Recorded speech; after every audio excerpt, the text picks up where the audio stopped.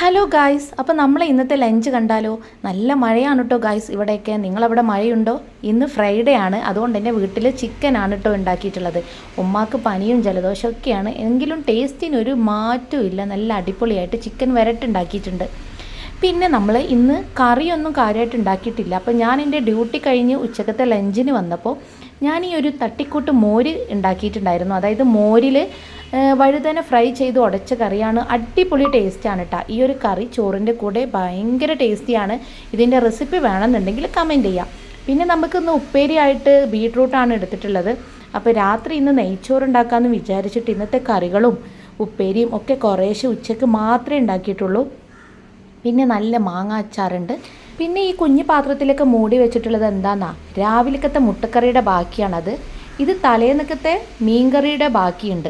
കഴിഞ്ഞിട്ടില്ലേ മക്കളെ, ഈ ഒരു പാത്രത്തിൽ നമ്മൾ തലേന്ന് ദിവസം അമ്മായി കൊടുത്തയച്ച കലത്തപ്പത്തിൻ്റെ ബാക്കി അതേപോലെ ഇരിപ്പുണ്ട് കേട്ടോ. പിന്നെ നമ്മൾക്ക് ലഞ്ചൊക്കെ കഴിച്ച് കഴിഞ്ഞാൽ നമുക്കൊരു സ്വല്പം മധുരം അത്യാവശ്യമാണ്. അതുകൊണ്ട് ഞാൻ ഈ കലത്തപ്പവും പിന്നെ ഇതാ ഈ ഒരു മാങ്ങയും കൂടെ കട്ട് ചെയ്തിട്ട് കഴിക്കും. അപ്പോൾ എന്തായാലും ഇന്നത്തെ ലഞ്ച് അടിപൊളിയാണ്. അപ്പോൾ നിങ്ങളുടെ ലഞ്ച് എന്താണെന്ന് കമൻറ്റ് ചെയ്യുക. ഈ കറികളും എല്ലാം കൂടെ കൂട്ടി ഒരു പിടുത്തം പിടിച്ച് കഴിഞ്ഞാൽ അടിപൊളി അപാര ടേസ്റ്റാണ് കേട്ടോ.